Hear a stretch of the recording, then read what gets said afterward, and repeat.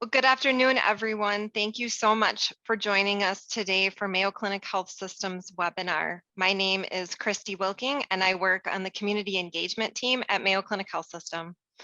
At Mayo Clinic Health System, we're committed to improving the health and wellness of our communities, so we're so glad that you're joining us today for this community education webinar. I'll introduce our speaker in just a moment, but first I have a couple of housekeeping items. First, we'll be recording today's presentation and it will be sent out to all registered attendees within the next couple days. We're also going to be utilizing the Q&A feature for questions today. So if you have a question, please enter that into the Q&A function and that will be answered by Dr. Schuman once he gets done with his presentation. Please try not to use the chat for questions as we'll be monitoring the Q&A portion.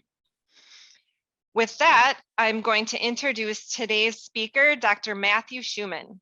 Dr. Schuman is a licensed clinical psychologist with Mayo Clinic Department of Psychology and Psychiatry in Rochester and works as a consultant within the Mayo Clinic Pain Rehabilitation Center.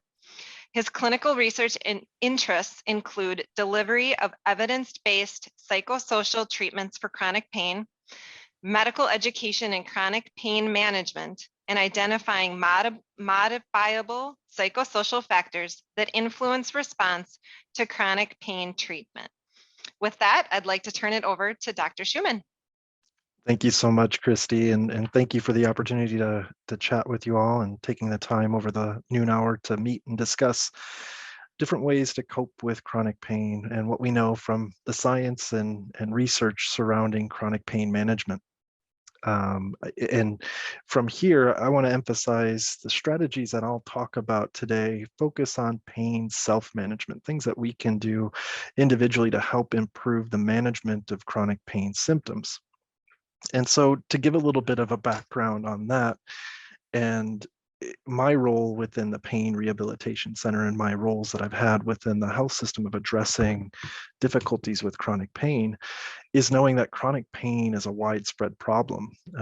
Almost 1 in 3 Americans experience chronic pain each year with significant impacts on the individual, but also society at large. And these rates exceed heart disease, cancer, diabetes combined. And research that was published, I believe it was late last year, showed that in 2016, Americans and their insurance companies spent an estimated $134.5 billion on lower back and neck pain alone. And that's more expenditure than all forms of cancer combined.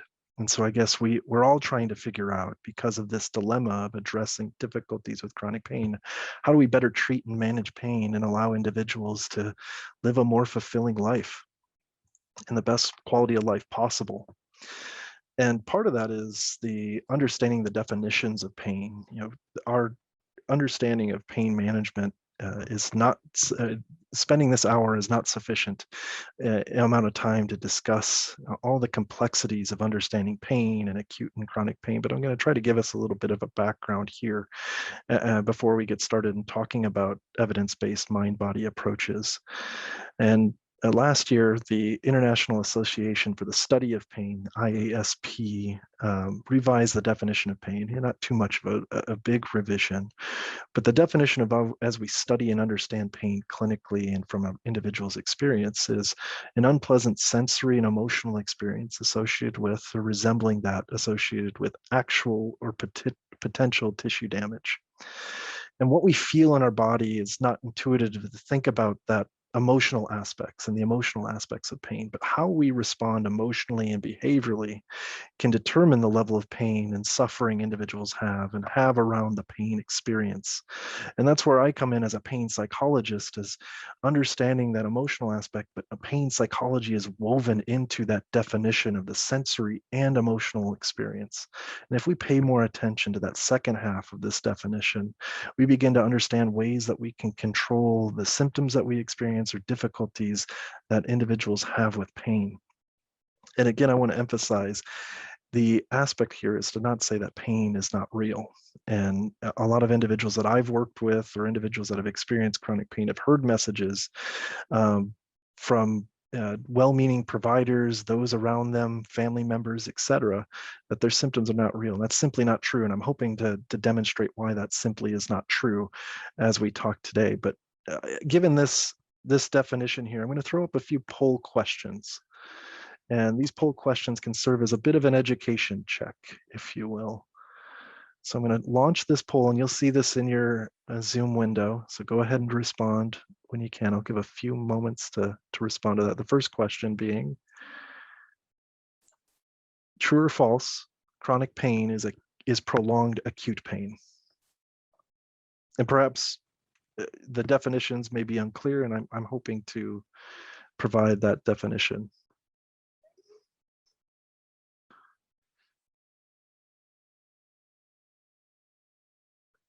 I'm looking over here because that's where my numbers are popping up.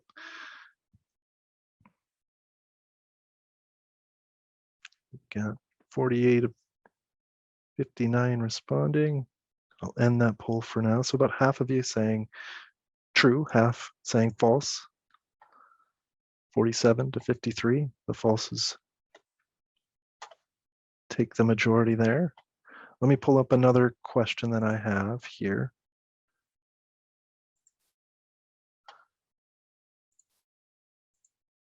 Which of the following contribute to the onset and ongoing difficulties with chronic pain?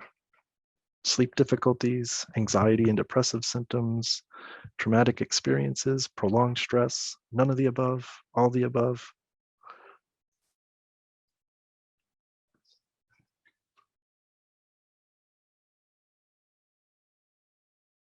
And I'm seeing a few questions pop up in the Q&A. I'll leave time at the end to address those as we go.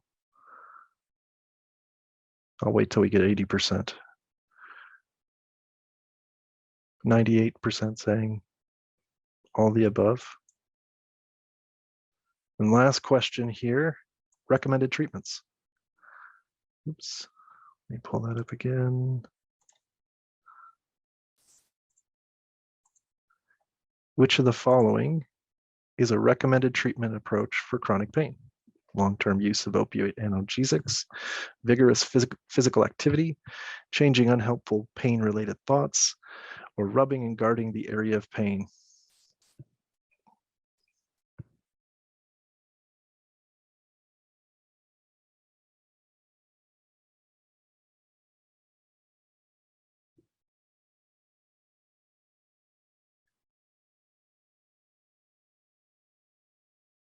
These might be leading questions as a psychologist asking these questions.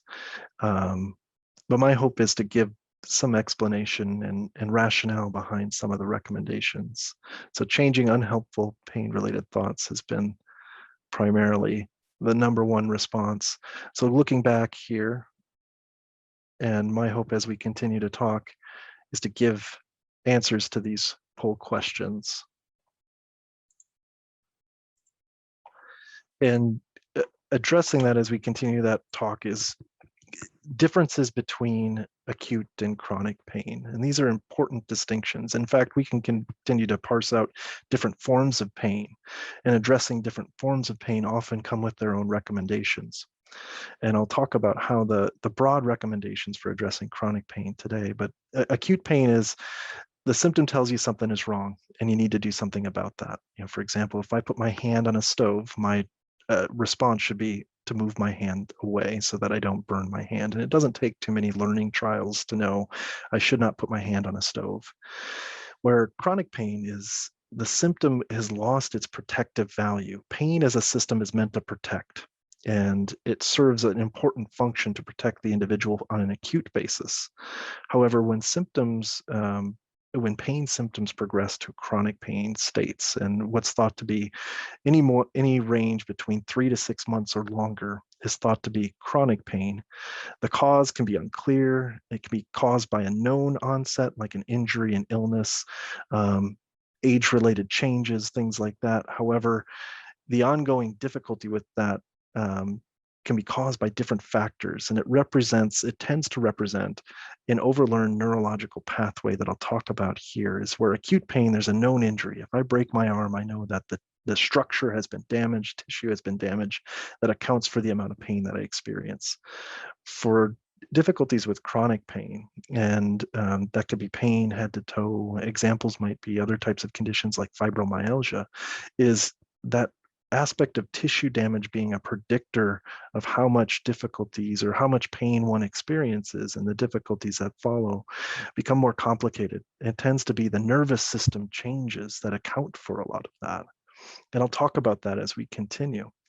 And coping with chronic pain has tended to be one of coping similarly to acute symptoms, which can be problematic because chronic pain is not just prolonged acute pain. It's more complicated than that.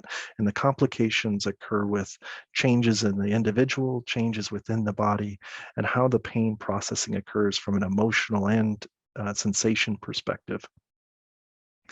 And when you have acute pain or illness, you can think about what do you do to address that? And thinking about here, a few examples of what you might do when you have an acute pain or illness. And you could throw that, I'll allow you to throw that up in the chat. What are some examples that you might do if there's a cut, an injury, an illness?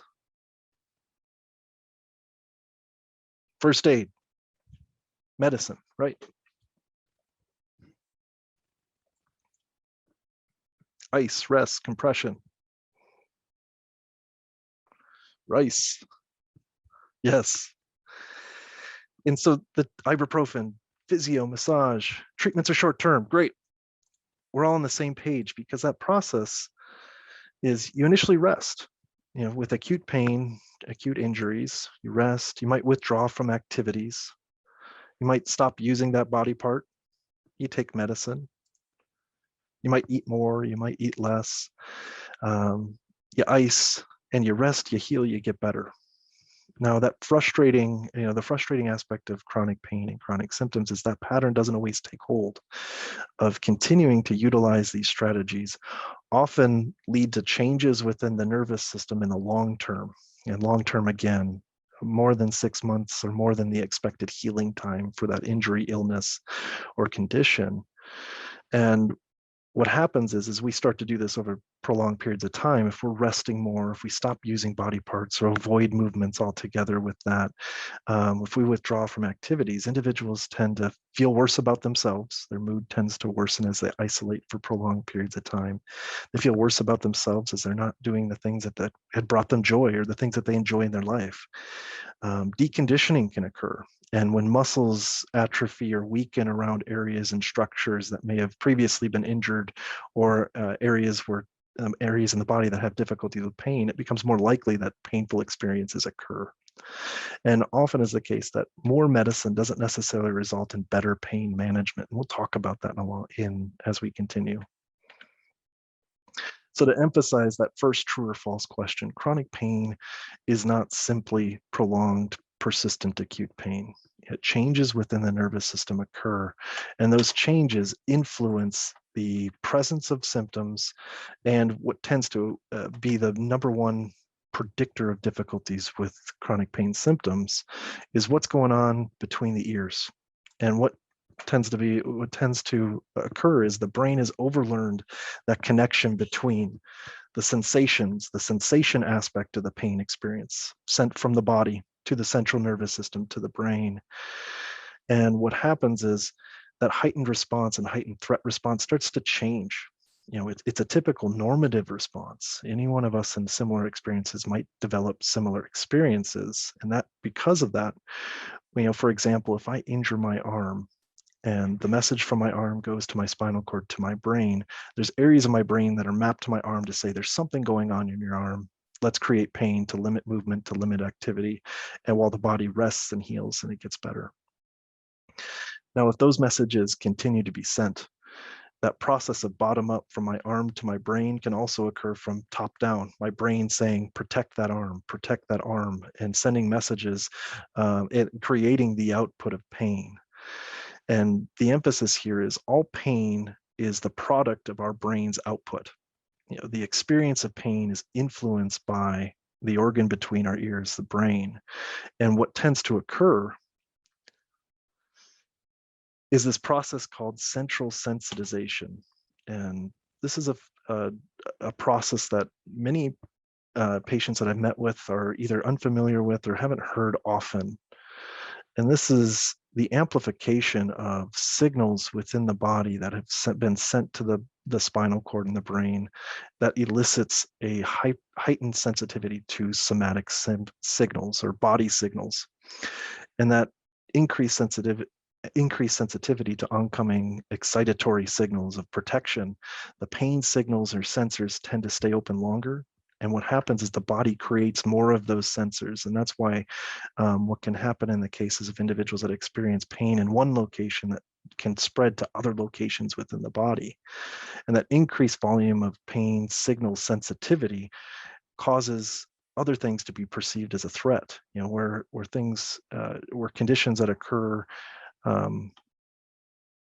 that can occur are related to allodynia and hyperalgesia. So for those that are not familiar, allodynia is things that usually don't cause pain. For example, like a feather rubbed on your hand that normally does not cause pain, causes pain for individuals. That sensitization occurs. And hyperalgesia, where things become more sensitive, or they're more sensitive to different types of sensory experiences like light, and other types of painful experiences as well. The emphasis here is chronic pain tends to be an indication of not only changes within the body, but also changes within the nervous system and central nervous system and the brain. And what typically should happen is when people experience pain, it should be almost like an on switch and an off switch. For example, for acute pain, you rest, you heal, you get better. There's a known trajectory, there's a known path.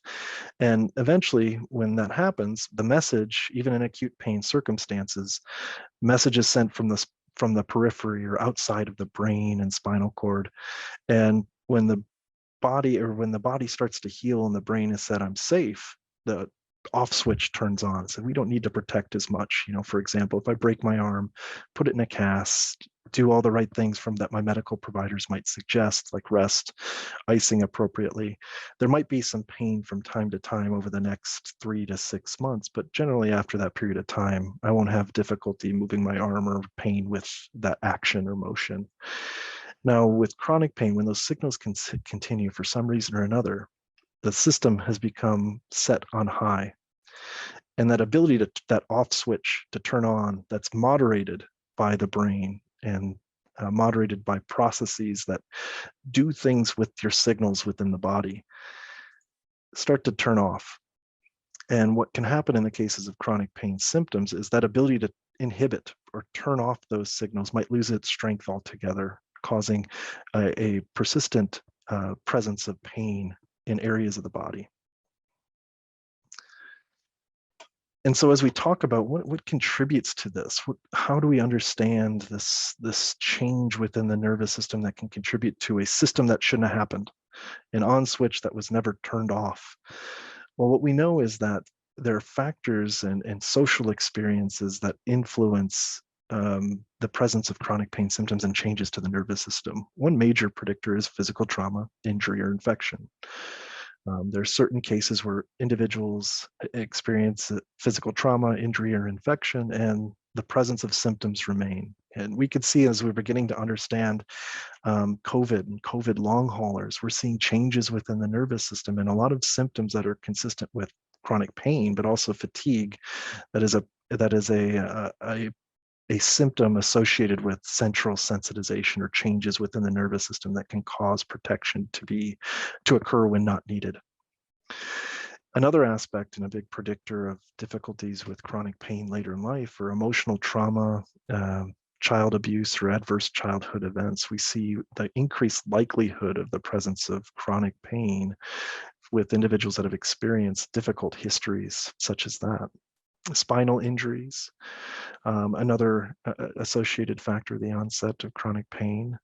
Also, opioid use more than 30 days. And we'll talk about this here in a second, but often prolonged opioid use can result in increased experiences of pain and a process called opioid-induced hyperalgesia.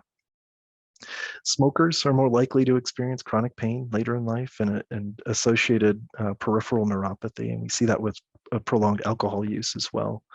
Prolonged stress is another reason. And what's thought to be a process that changes the central nervous system is being bombarded by stress from multiple angles for a long period of time depletes our resources to manage stress. And what happens is that depletion can cause that likelihood to be able to downregulate or decrease one's response to stress through an active relaxation response to lose its strength. And then poor sleep is another predictor of chronic pain symptoms. And factors that can maintain then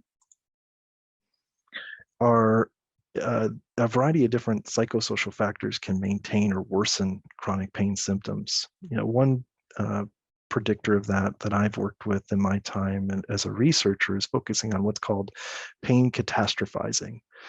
And that's just a fancy way of saying negative pain mindset. When individuals expect painful experiences, when they expect that they're unable to manage their pain symptoms, or they anticipate difficulty with activity, often increases with pain can occur over time. Fear avoidance too. So avoiding activities due to concern that symptoms will worsen can actually contribute to further deconditioning and increase anxiety as one tries to get back to those activities that they might have been doing prior that now have been an exacerbator of pain symptoms. Low mood and depression is often a larger predictor of individuals with chronic pain and anxiety as well. So you can have two individuals with the same physical presentation and medical presentation, but if one is endorsing significant levels of depression and anxiety, they'll often report higher levels of pain than those without depression or anxiety. Poor sleep is another factor that can worsen chronic pain and worsen one's overall well-being. And then other factors that can reinforce pain behaviors. So these are things like guarding and protecting that make sense in the short term with acute pain, can contribute to one's lower confidence to engage in activity in the long term. In the Pain Rehabilitation Center, we often talk about different responses and social responses that can be unhelpful. Social responses where relationships start to change from caring and loving family member to caregiver. And I'll talk about that here in a second. But the emphasis here is if the body can change in a way that it becomes more sensitive to the signals that are being sent and create that output of pain more regularly and more easily, it tends to be indicative of changes on a cellular level. And neurons change, the connections change from the area of pain to the brain and vice versa. And the brain and body has gotten too good at creating that pain output. And the emphasis here, and the good news is, we start to rewire that. And there's emphasis here of self-management strategies that can help rewire and reduce picking up danger signals within the body and letting new healing pathways occur. And I like to think about this kind of like this picture of the woods is if the body has gotten too good to create, or gotten too good at creating the pain experience through connections from the brain all the way to the area of pain, we have to create new outputs and new connections that can reduce the impact of those connections that have been overlearned. And it takes a complicated process and a coordinated process as well. And the first question that I often receive, well, how can we just get rid of it? Are there medications for this? And what we see is that typical recommendations that can help somewhat, part of the picture, can be things like tricyclic antidepressants, SNRI antidepressants can be also useful. And these medications are labeled as antidepressants because that's what typically, when these medications have been researched, what the primary focus was on depression. But we see that these medications that work on depression also tend to be effective in reducing the impact of signals as they reach the brain, and decreasing the impact of those symptoms as an output of pain. So we see decreases in pain with the use of those medications, but also other types of anti-epileptic drugs like gabapentin or pregabalin is often promoted first. What tends to be less effective in the long run are opioids. And Opioid use over time can make the brain more sensitive to pain and start to anticipate signals and create connections and overproduction of pain. And I'm not here to say that all opioids are bad, and there's circumstances where opioids can be useful. For example, in most circumstances throughout the world, opioids are used in palliative care or cancer care circumstances. When it's non-cancer related chronic pain, opioids are often prescribed but not recommended. For example, opioids are not necessarily recommended for long-term use with low back pain or fibromyalgia, and these are often conditions that are prescribed. So the emphasis is if the process of interventional techniques haven't resulted in incremental benefit of pain symptoms or decreases in pain symptoms and benefit in one's life, coordinating best practices in a lot of different domains is important, because the brain, there's no one pain area of the brain, and these other aspects that can help change the nervous system require focus from a lot of different domains, because as that definition noted, pain is a sensory experience, but also an emotional experience. And focusing on both aspects becomes most important in addressing complex chronic pain or chronic pain in general. First way to do that is soothing the central nervous system. Second is changing pain-related thoughts, changing pain behaviors, asking family for support, daily physical activity and stretching, regulating sleep, and healthy whole foods. And I'll talk about each one of these in turn as you think about how it might relate to you or any kind of recommendations that you're looking for in the management of your chronic pain symptoms. The tricky part is also that when individuals experience pain symptoms, it's the individual's experience, that only that individual has their nervous system that has responded to their learning history and their past. And what happens is things that work for some individuals might not work to others based on how the nervous system is wired. And that's how pain is different from one person to another, because pain is the output of that individual's brain. And that, again, I want to highlight, that doesn't mean it's not real. Same way I wouldn't say that when people feel hungry, they say that that's not real. Pain is an output and a process and a complicated, coordinated response from input and output. And we're beginning to understand that a bit better. And some of the first foundational strategies are implementing gradual activity. And what's typically not recommended is going full bore and vigorous activity, but starting with 10 to 15 minutes a day of stretching, which can help strengthen and loosen muscles around areas of pain. And what's typically recommended are full body stretch exercises, gentle yoga, and Tai Chi, staying within yourself as you engage in these movements, utilizing correct posture and ensuring to breathe as one does this. And the recommendation is about 25 to 30 minutes a day of movement of some form. And movement doesn't have to be you're out running, you're out jogging. Movement can be just movements around the home, shifting from one area of the house to another. Any form of movement is better than no form of movement when it comes to managing chronic pain. And so it starts from the ground up to build in that balance and build in that moderated level of activity. And I'll say that if you speak with your providers in the Mayo Clinic Health System or with Mayo Clinic, we have recommendations for the individual. I want to emphasize that when it comes to physical activity and chronic pain, one approach doesn't necessarily work for all, but we have a general approach that can work for all.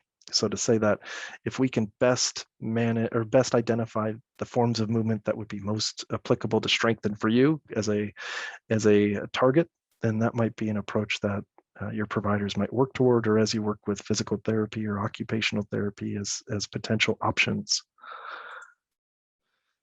And the next focus is addressing and soothing the central nervous system. So one way is to engage in gentle stretching exercises. The other aspect is to counterbalance what can happen when the stress response occurs. And prolonged stress response, or what's called sympathetic nervous system activation, includes physical, emotional, cognitive, and behavioral responses. And when stress is prolonged, it can come with a laundry list of symptoms.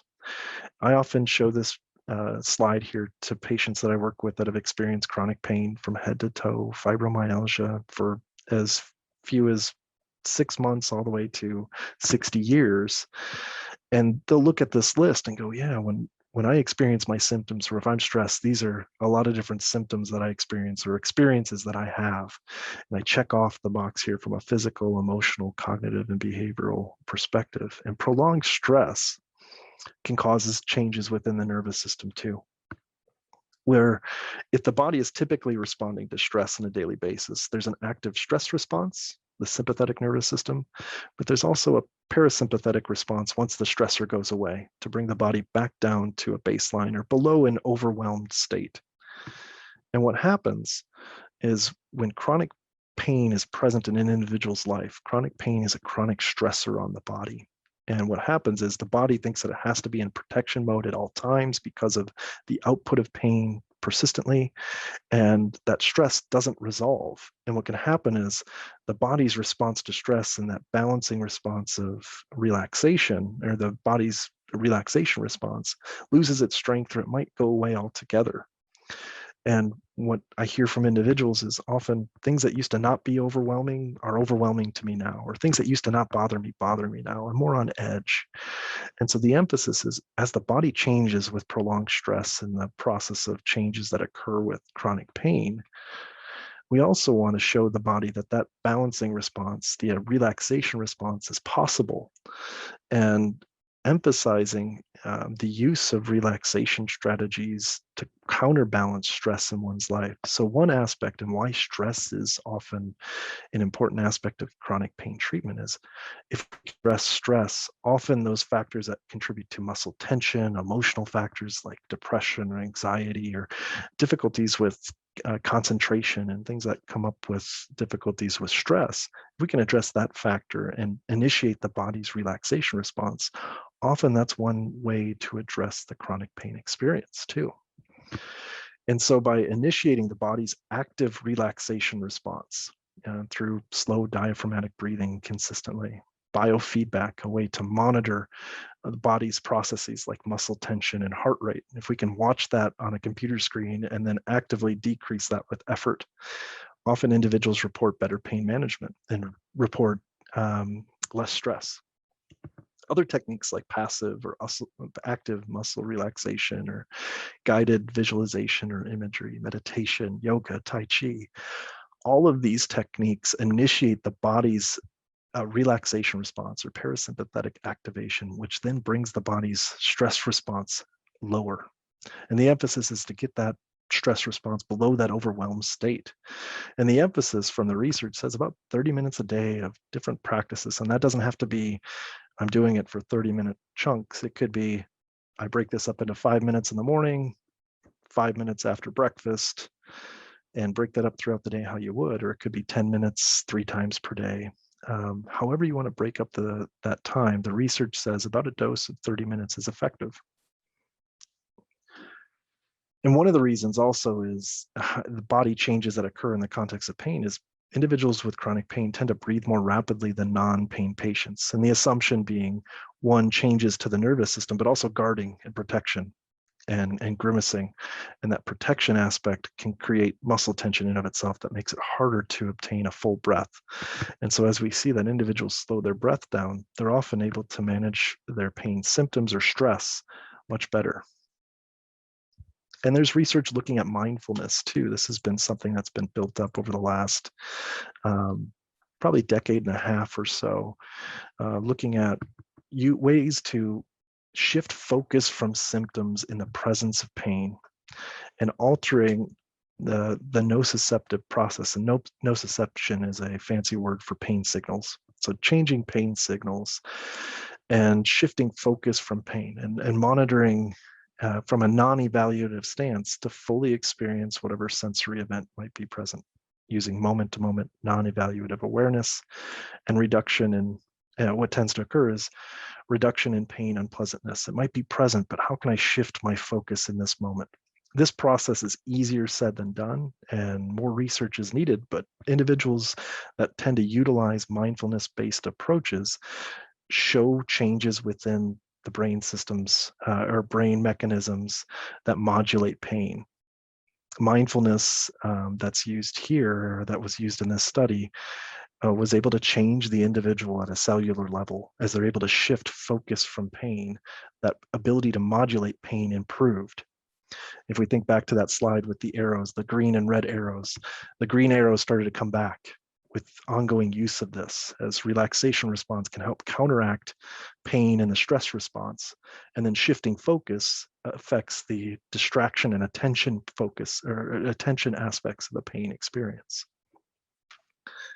And then this can be done through working with a pain psychologist or therapist. It can be used in different community settings where group-based mindfulness practice is encouraged or offered. And then diving in a little bit about cognitive behavioral therapy. And this is cognitive behavioral therapy is a therapeutic technique and approach focusing on the connection between how thoughts influence emotions and behaviors, and vice versa, the connection between those aspects and how that influences pain. And what we tend to see from my research here in the PRC is that thinking and predicting the worst due to pain often contributes to heightened pain symptoms, heightened difficulty shifting focus from pain. Physiologically, it's associated with increased tension and soreness and increased pain-related disability. And this is thought to be a mechanism associated with any form of pain intervention, whether that's acute pain and surgical approaches, but also pain self-management approaches. And maladaptive pain thoughts are thought to be another one of those predictors of the development of chronic pain. So the emphasis, and this is typically done working with a health psychologist or a pain psychologist such as myself, is to turn down the danger signals based on our thoughts. And pain thoughts alarm our brain. So I like to say, if you think it, you bring it. And where certain thoughts might come up initially regarding pain symptoms, like I can't stand this, it's killing me, I can't go on like this. The emphasis is noting what thoughts might be there as in context of pain symptoms, and then turn that volume down on danger just a bit. You know, for example, I don't like it, but I've dealt with worse, or it's bothering me today, so I'll need to adjust my day. These aspects are more realistic.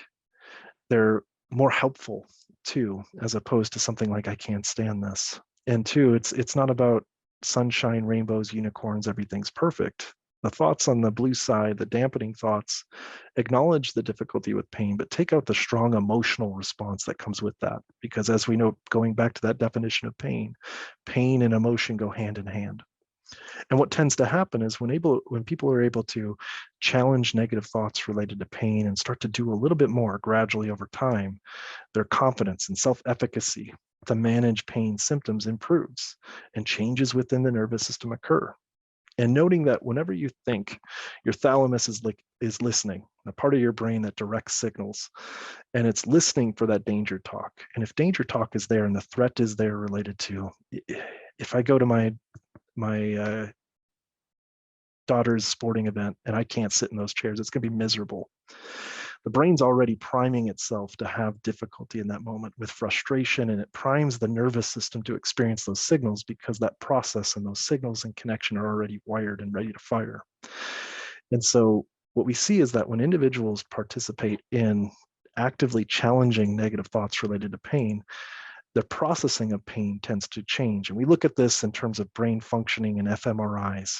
And that's just a fancy way of looking at blood flow in the brain when people in motion, if you will. And when individuals are challenging negative thoughts, we see that the process of detecting signals is routed through the thalamus. When symptoms increase and there's higher levels of negative pain-related thoughts, there's higher amygdala response. And that's the fear-related centers, it's the emotion-related centers. Also, memory responses and anticipation of difficulties are often more likely to fire when individuals with chronic pain approach situations. And from there, it connects to the thought centers. And the thought centers determine the level of threat. And if threat level is high, what's more likely to happen is the output of pain. Now, challenging negative thoughts and keeping them more balanced or realistic, or even positive in some cases, changes how that wiring and process of blood flow occurs as individuals have undergone cognitive behavioral therapy. What we see is that what happens with the connections is the initial response goes to the frontal cortex or thinking centers and evaluating how much of a threat is this situation to me. And if decreasing that threat occurs, it changes the output. There's less emotional response and less widespread brain response associated with symptoms. This is one of the aspects that's drawn me to pain psychology and pain self-management is if we can change what our brain is doing in the context of pain symptoms, we can change the output of pain. It's opening up our own medicine box, if you will, internally to address pain symptoms. And again, I want to emphasize, because nervous systems take time to rewire and wire, that it's not an easy process in doing so.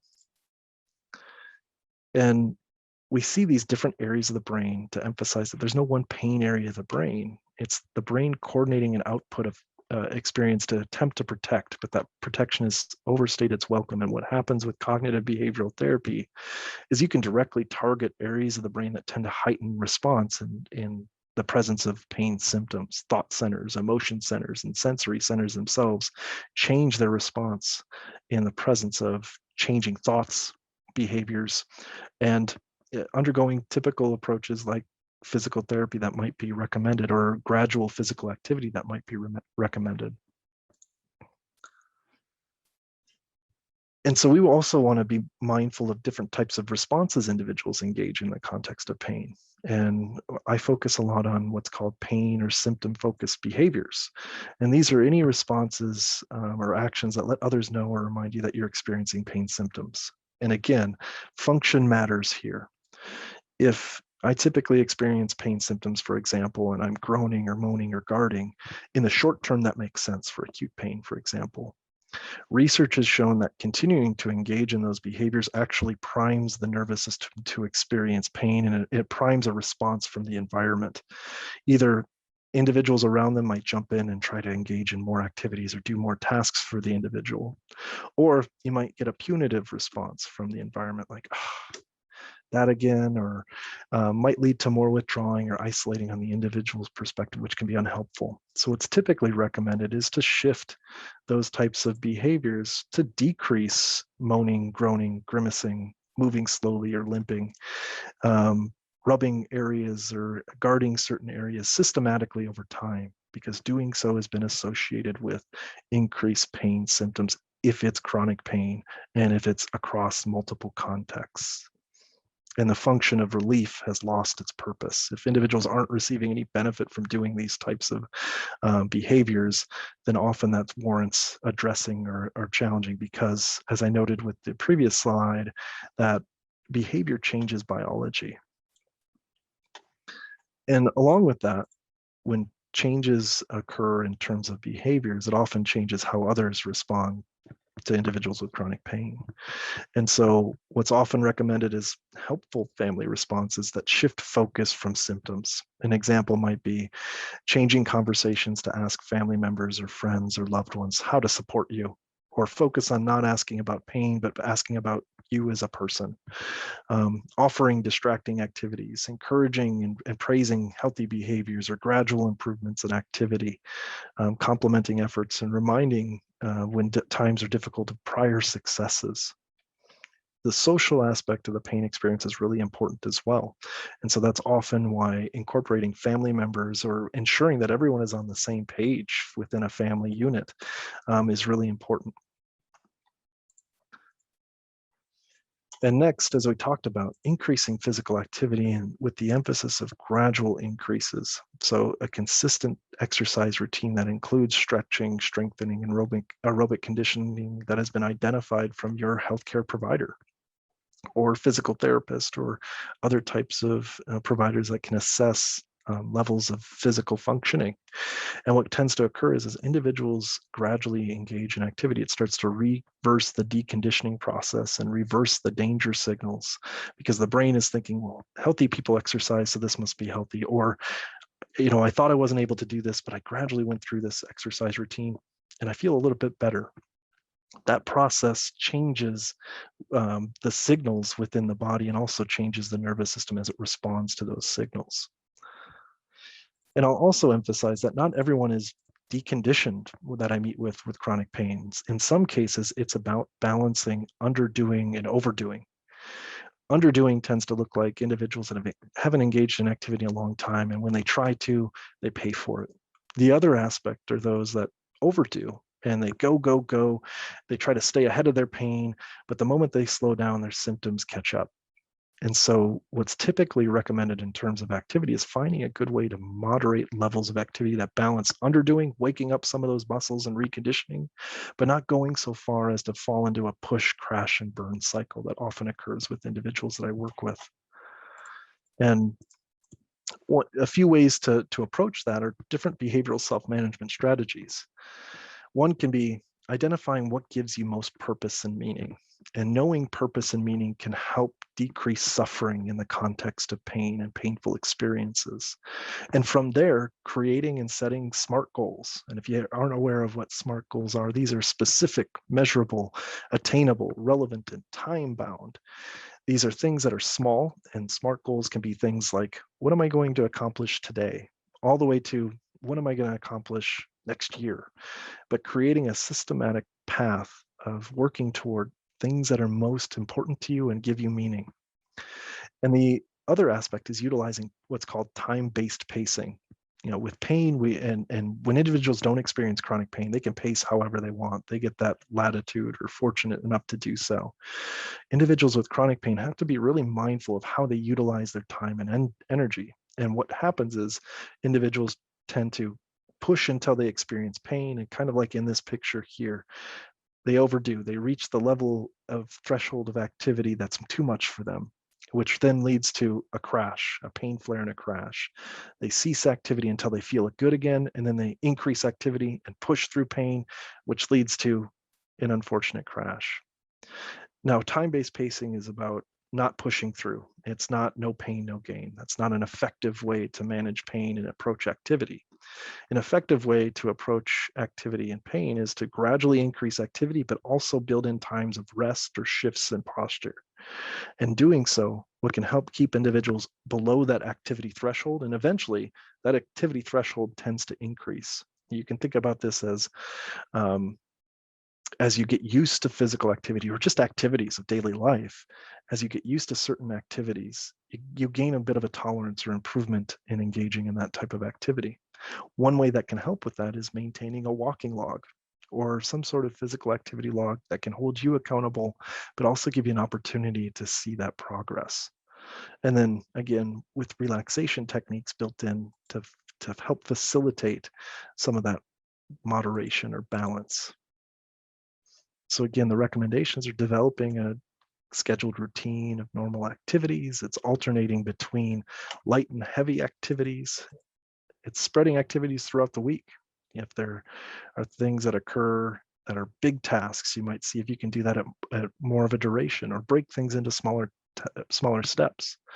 Taking breaks, using modifications, and physically change the way that you might approach an activity. For example, if it's bending over while doing the dishes or that's difficult, you might consider making sure that you keep a stool or a chair handy, or making sure that as you do that, there are different tools or different types of modifications that you can use to help complete that task, and not viewing yourself as a failure or as lower confidence to do that because you're modifying. The emphasis is doing something is better than nothing in terms of activity and managing chronic pain, and often that helps individuals feel more fulfilled.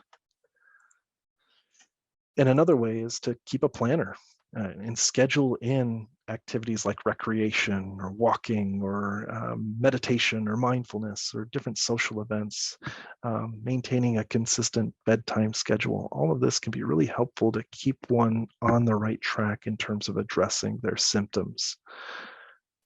That structured routine can provide opportunities to use self-management skills in the context of the difficulties with pain. And as we talk about gradual approaches, knowing what's a danger zone or a non-danger zone, and to gradually increase. For example, if I want to walk more, and I've had difficulties with walking because of my pain symptoms, I might first identify what's an amount of walking that isn't too difficult for me. And I know that about 5 minutes isn't difficult. But if I walk 15 minutes, that's going to raise my pain to an 8 or a 10. It's going to be difficult to do that at that point. I'll feel like I'm going to push and crash and burn. But my goal is to be able to do a 30-minute walk with my family. I wouldn't start then and say, okay, let's start with 30 minutes and go from there. I wouldn't even start at 15 minutes. You might start with just a bit above that no danger zone.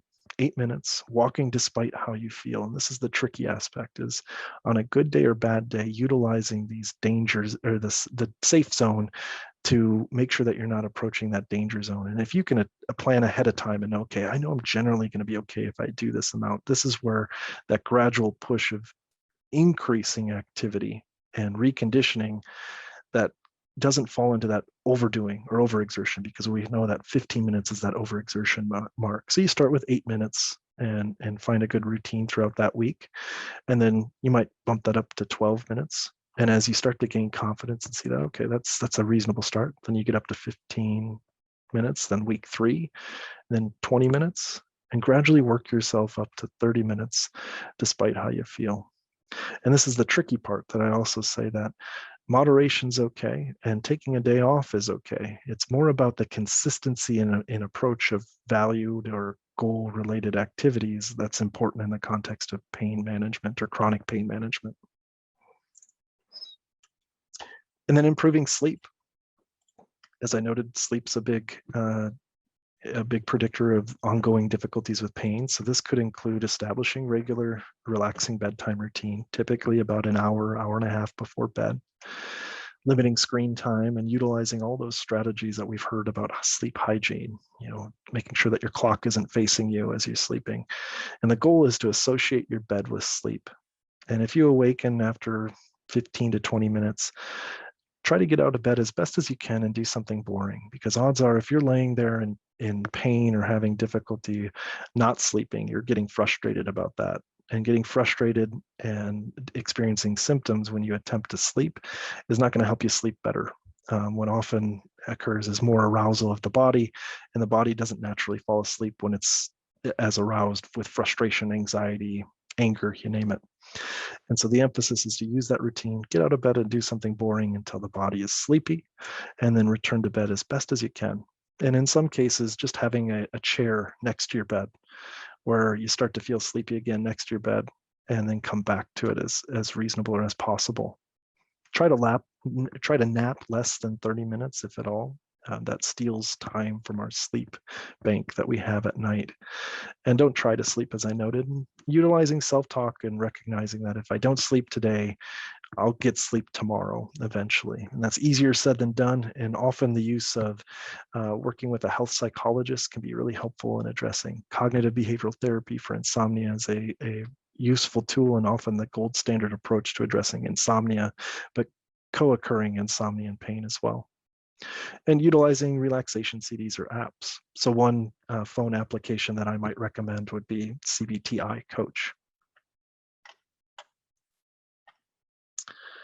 Nutrition, and I won't share too much about nutrition, but what I will say is that typically the Mayo Clinic recommended approach is one of using less inflammatory foods, and the Mediterranean diet that the Mayo Clinic emphasizes can include some of the most easiest ways to follow that approach.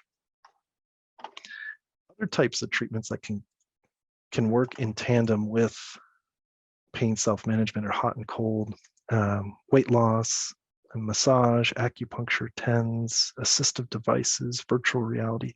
I throw this in there because often these approaches are ones that cost money to engage in. The ones that I talked about previously, often there's lower barriers to entry, if you will, and lower barriers in the long term to utilize. But these types of techniques have also been tested and shown to be effective when combined with a lot of different approaches. For the interest of time, I won't dive too much into interdisciplinary pain rehabilitation programming, but for individuals that are significantly impacted by their symptoms and looking to improve functioning, and other approaches have been less effective, an intensive daily program. We have one at the Mayo Clinic in Rochester called the Pain Rehabilitation Center. It's 3 weeks in duration and includes all of those components that I talked about earlier and puts it all together. But that doesn't mean that that's not possible elsewhere. Utilizing your medical team where you live and finding the best way to approach these different types of best recommendations for pain self-management can be really useful as well. So an example pain care plan includes addressing pain from a lot of different angles. One is it could be creating a plan for relaxation, physical activity, stretching, watching your pain language, meaning addressing what you say or what you think when you experience difficulties with pain, and providing a more balanced or more adaptive thought patterns, reducing pain behaviors, scheduling your pacing activities, utilizing good nutrition, sleep habits, asking a friend to support your health. And a lot of this, I want to emphasize, is easier said than done if I hadn't said that already. But often utilizing your healthcare team to help support you in your health goals and pain-related goals can be really a vital tool to help set up this plan to hold one accountable, but also to provide some structure or ideas of how to best apply all of these complex approaches. So I think about this kind of almost like a prescription pad of how can I do this? What can I do?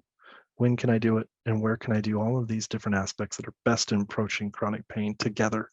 Because often what occurs when we address one of these domains or one of these roads, there's other aspects of the pain experience that aren't addressed or missed in some cases. So a good plan includes balancing medications with things like soothing the body, physical reconditioning. In some cases, if mood or anxiety or avoidance is strong, cognitive behavioral therapy might be an option. Increasing social activities. A comprehensive approach tends to work best. So I've got a few minutes left here. Oh, I'm sorry, I pushed into the end of the hour here. Different resources. So Explain Pain is a great resource in terms of pain education and understanding a lot of the concepts that I talked about earlier in the talk. Applying pain management strategies and pain self-management. I would recommend the book Managing Chronic Pain by John Otis, or Managing Pain Before It Manages You by Margaret Cottle. These are good starting points to have conversations with providers, loved ones, etc., to help support you in your pain management goals. Thank you. I've got a few moments for questions that I can take here. I see we've got 7.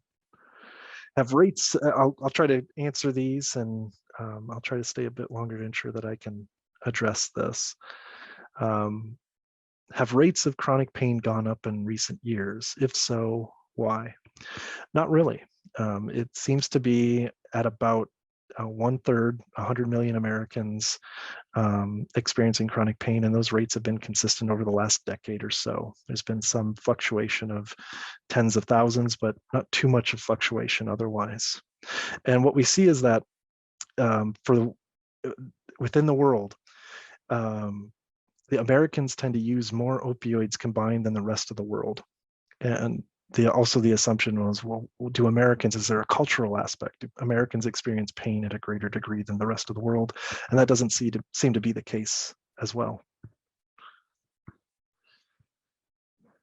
What about when you have severe neck issues and must be careful with your neck? So often that recommendation would be starting with your care team and say, what are the typical recommendations for activity with neck movements, for example, and supporting what would be best recommended from the care team. And then also being mindful of, if there's concern about movement, are there ways that I can get that question answered by my care team, of knowing, okay, what can I reasonably get back to, or what's the level of range of motion that I can approach. And then also, if there's significant concern, if that's impacting you emotionally, considering speaking with some of our integrated behavioral health or health psychologists, that can be helpful to address some of that. Let's see here. How do I determine whether it's chronic pain? This is overactive protective signals, and when it is a physical ailment, new pulled muscle, neuropathy, etc. That's a great question. And I'll emphasize that neuropathy can be part of a chronic pain condition as well. Part of the difficulty is understanding that difference between acute and chronic. Typically, chronic pain, if we think about the timing, right? Typically, if it's lasted longer than that expected healing time, and you're doing less because of it, it might be something that one consider has transitioned into a chronic pain state. When the typical acute approaches of rest, you heal, you get better, or different medical recommendations from your providers haven't provided increased benefit, that might be a time to consider that this has transitioned into a chronic pain state. With chronic pain management, do I ever expect it to go away, or do I get better at accommodating the low level of it? I think it's a little bit of both. I think it makes sense that you'd want it to go away. Pain is unpleasant, and as humans, we are wired to want it to go away. And while you're waiting for it to go away, utilizing strategies that can accommodate for it can help you make better movement toward higher quality of life, and then getting an understanding of what you can do versus something that will have to be adjusted. And there's a lot of grief and loss that comes with chronic pain and chronic pain management as well. And knowing what aspects can be let go of versus some things that can be brought back through consistent use of ways of accommodating. Pain scale for chronic pain as a patient. This has been hard to describe. What are other ways to work with medical staff outside of the 1 to 10 scale? Yes, great question. There's been push for the recent, probably the last half decade or so, to move away from that pain scale. So I work with medical students to ask different questions, because 1 to 10 is difficult, and especially if it's chronic pain. I've heard individuals say that 1 to 10, what's their pain? 1 million. And so to get a better sense of that is to ask, and I've been working with the medical school here to train providers to ask more questions than just the scale. The scale is helpful in terms of understanding how much that impacts the individual, but also asking that question of how much has this impacted you? What are you missing out on? What do you want to do more of that you haven't been doing? And that gives us a better sense of not only the pain signals within the body and the impact of the pain, but then what are your focus? What are some strategies and behavioral strategies that we can start to implement to address that as you work toward better pain management? And what we see is that number tends to decrease with the use of these strategies. How does one parse out the difference between avoidance that will cause additional injury and fear avoidance? In my case, significant spinal stenosis. That's a tricky question as well, and a great one.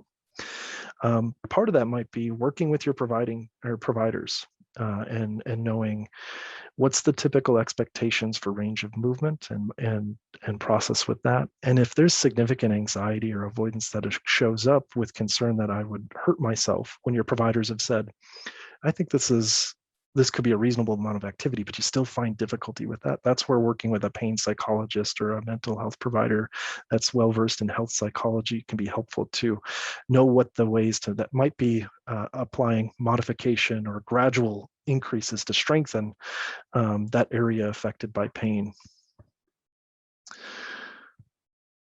Confused with long-term pain, surviving cancer pain, surgeries heal, but the damage from multiple surgeries, removing parts of organs will flare. Try everything a little bit. No one works. Even opioids injections work the best.